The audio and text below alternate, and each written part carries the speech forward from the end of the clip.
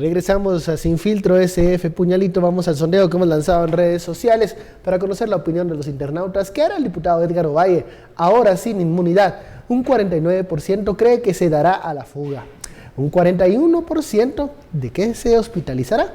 Y un 10% que enfrentará a la justicia. Estas son pues las opiniones de nuestros seguidores en redes sociales. Este sondeo preliminar donde preguntamos qué cree usted que hará el diputado Edgar Ovalle ahora que no tiene la inmunidad parlamentaria. Seguimos hablando de este tema interesante, ¿no?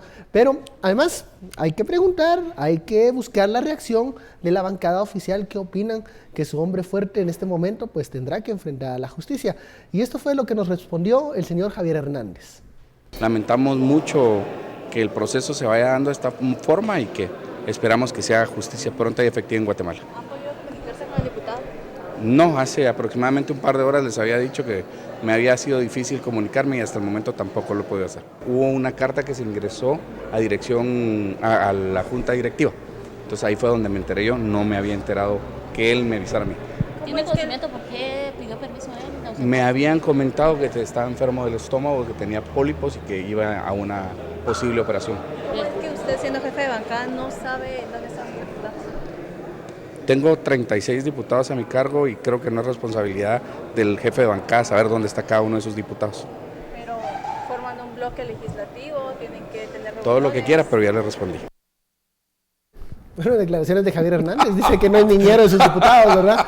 Que no tiene por qué saber en dónde están, son 36, son muchos, son demasiados, no puede controlarlos a todos las 24 horas del día. Menciona también un tema muy interesante, una carta que se presentó a Junta Directiva al presidente Óscar Chinchilla. La carta firmada por Edgar Ovalle, pues pide un tipo de licencia para ausentarse del Congreso de la República 3 semanas y bueno, será una licencia, la petición es una licencia con goce de salario.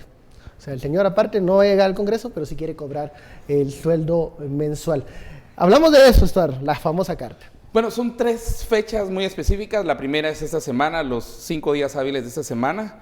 Los 5 días hábiles de la siguiente semana. Son 3 semanas. Los 5 días hábiles de las siguientes semanas. Por ejemplo, ahorita el siguiente permiso para él, la primera semana, la carta explica que pide permiso para el viernes. El viernes terminaría el permiso de la primera semana.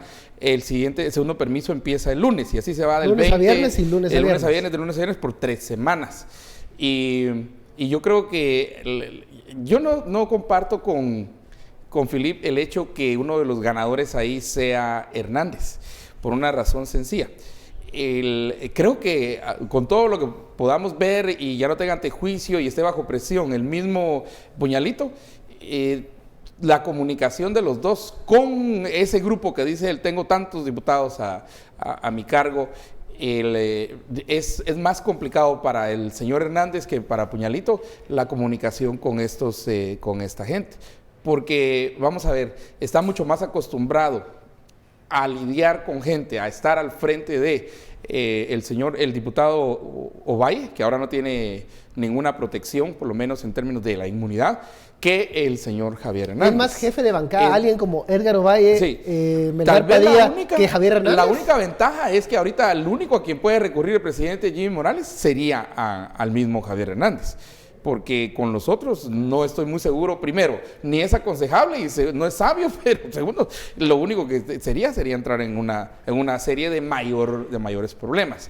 Y conste que estos son los que están promoviendo esas leyes, porque hoy se le preguntó también a los diputados en el Congreso que al final quiénes habían promovido, por ejemplo, la ley de amnistía y legalizar las plazas fantasmas y todo eso. Resulta que nadie sabe, nadie fue. Ahora, en corridos de Palacio Legislativo se habla que uno de los grandes promotores, coordinadores, era el señor Javier Hernández, pero bueno, ha fracasado en la forma como ha presentado estas iniciativas. Y sería extraño, es que aquí es donde, por eso les digo, que leamos más allá. Si efectivamente el señor Javier Hernández fue uno de los promotores tras bambalinas sobre todo la iniciativa, la de ayer, la de Servicio Civil, la de la amnistía de plazas fantasmas, me parece raro. A ver, en una lógica directa, Javier Hernández llegó diputado en el 2016. Rápidamente en el Congreso se hizo la reforma a la ley de servicio civil que básicamente les pone candado a los diputados para ya no gastar a manos llenas. Entonces, por eso les digo, si tú no te vas a ver afectado directamente por el tema de las plazas fantasmas, ¿cuál es tu interés de andar moviendo una legislación que va, o realmente que es una amnistía para quienes vienen del 2008 al 2015? Ajá. Entonces, ahí es donde nos damos cuenta que el tema de la procuración de impunidad lo que ha generado es una especie de espíritu de cuerpo en el Congreso. Que muchos de los diputados, de los nuevos o los viejos, ya básicamente tomaron un espíritu de cuerpo, de decir, mucha, aquí sin importar si a vos sí y a mí no o viceversa, aquí alineémonos todos y empecémonos a echar palo contra MP y CICIG, porque si no nos van a fregar a todos. O sea, ahí es donde les digo yo que la lectura trasciende de la pura búsqueda de impunidad personal.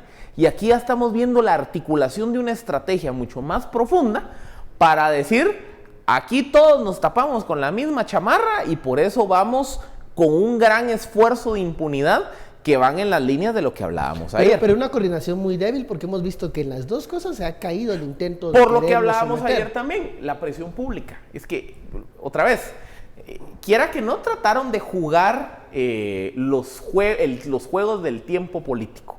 La sociedad guatemalteca está indignada y está poniendo la atención particularmente a la tragedia del Hogar Seguro Virgen de la Asunción. La primera intentona de esta estrategia de impunidad fue un día sábado, cuando el Congreso se iba a reunir de forma extraordinaria para conocer unos amparos que se presentaron ante la CC. Y la segunda, pues se iba a dar en el marco de la citación al Procurador de Derechos Humanos, que iba a ser como el gran ruido de la sesión. Y se iba a presentar con una reforma a la Ley de Servicio Civil de Organismo Legislativo, que como hablábamos ayer, si yo lo escucho solo así, no te dice nada. no me dice nada. O sea, es hasta que entramos a ver el articulado donde nos damos cuenta dónde está la trampa. Entonces, trataron de meter el gol. Lo que pasa es que una vez se hizo público los contenidos del gol que iban a meter y se empieza a generar todo este ruido en redes sociales de rechazo y se empieza a generar el ruido mediático y de opinión pública, ahí es donde las alianzas de impunidad se empiezan a desquebrajar. ¿Por qué? Porque muchos diputados dicen, pues yo mejor no me trago el desgaste de que me miren con ese grupo. ¿Saben qué? Yo me voy a mi casa, ellos por eso no voto, caso, y se rompen los... Son alianzas que están pegadas con chicle, son alianzas muy débiles y vemos que la presión por ahorita, mediática por ahorita, es que por eso les digo, hacen que no se materialicen. Porque ahorita digamos que es, como hablábamos ayer, esto es una carrera en donde los diputados sienten que ya viene el cuentazo. Como ya sienten que ya viene el cuentazo, entonces se están poniendo en actitud de mejor pego yo primero antes de que me pegue. Pero como todo se está creando sobre expectativas de amenaza, por eso el espíritu del cuerpo no se ha integrado. Si el día de mañana, ¡pum!, viene el golpe, ahí es donde les digo, eso puede ser el incentivo para que los diputados digan, ¿no saben qué? A mí me llama la atención y me recuerdo de cómo funcionó ese espíritu de cuerpo cuando se aprobó sin mayor discusión el tema de no tocar el antejuicio en las reformas constitucionales. Ni lo vimos. Ni lo vimos, pasó de largo. Ni pasó, lo o sea, vimos. ahí funcionó la estrategia, no se hizo ruido, había pero mucha ¿viste? discusión del tema del pluralismo, que al momento que ellos conocieron el tema del antejuicio, lo pasaron sin mayor ruido y se quedaron con ese privilegio tal cual como está. Ese día el foco de la discusión era el 203. Era el 203 del tema pues. indígena. Entonces, digamos que toda la atención pública está, ¿qué va a pasar con el pluralismo jurídico? ¿Pasa, no pasa? ¿Quién es? Y entonces los diputados dijeron, antejuicio, no pasa. Antejuicio, no pasa. Pero aquí, vamos a ver, si seguimos la velocidad de la Suprema, ¿verdad?, que quitó el antejuicio, solo para los televidentes que preguntaban por qué la Corte Suprema tiene que ver antejuicios de diputados, por la misma razón que los diputados son los que tienen que ver antejuicios, quitarle el antejuicio a un magistrado de la Suprema. Por eso Stalin fue frente a una comisión pesquisidora. Es un sistema cruzado, Es un ¿verdad? sistema cruzado, ¿verdad? La Suprema por un lado para diputados y los diputados para la Suprema. Ok. Entonces, aquí hay también una cuestión muy interesante. Y esto es viendo hacia adelante, viendo, digamos, qué es lo que está sucediendo.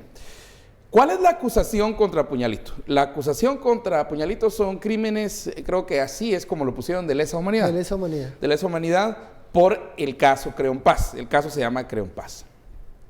En este caso hay también un lío tremendo.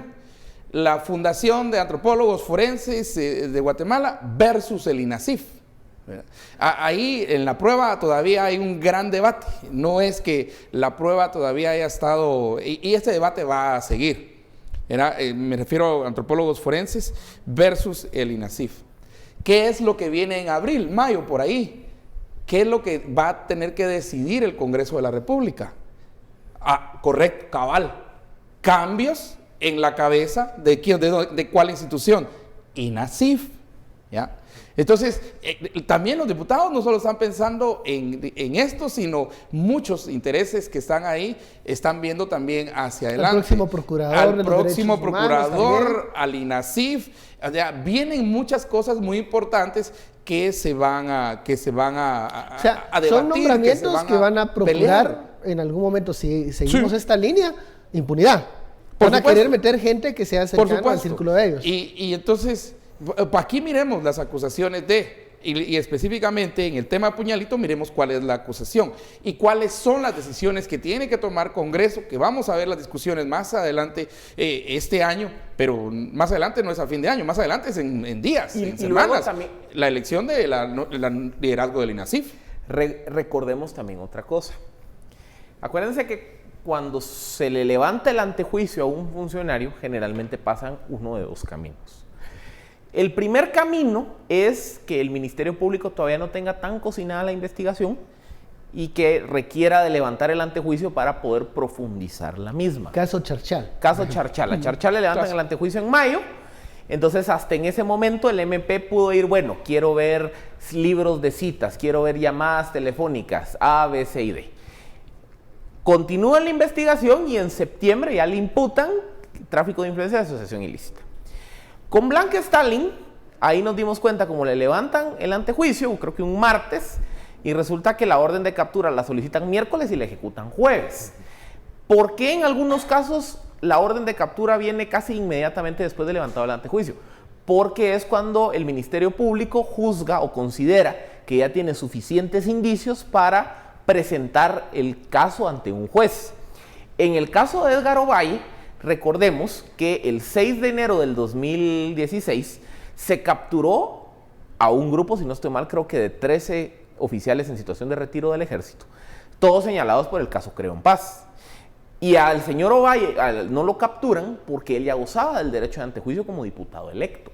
Entonces, aquí yo veo más del segundo tipo de antejuicios, del tipo Stalin. Ya con una orden de captura que ya, lista. Levantado el antejuicio es un asunto de horas en lo que el Ministerio Público va ante el órgano jurisdiccional, le dice, mire, todas las mismas pruebas que yo le traje en enero del año pasado para pedir estas órdenes de captura, aplíquemela para el señor Ovalle, otra vez, eso es decisión jurisdiccional, pero bajo el mismo criterio que aplicaron para las órdenes de captura del 6 de enero del año pasado, debería de aplicar aquí. Entonces, digamos que ahí es donde, por eso le digo que la locomotora de la justicia se aceleró. Claro. Bueno, vamos a la segunda pausa de la noche, la etiqueta SF Puñalito. Regresamos con las declaraciones del presidente Jimmy Morales. Le preguntamos, no ha visto al señor Edgar Ovalle y va a escuchar lo que nos respondió. Volvemos luego de la pausa.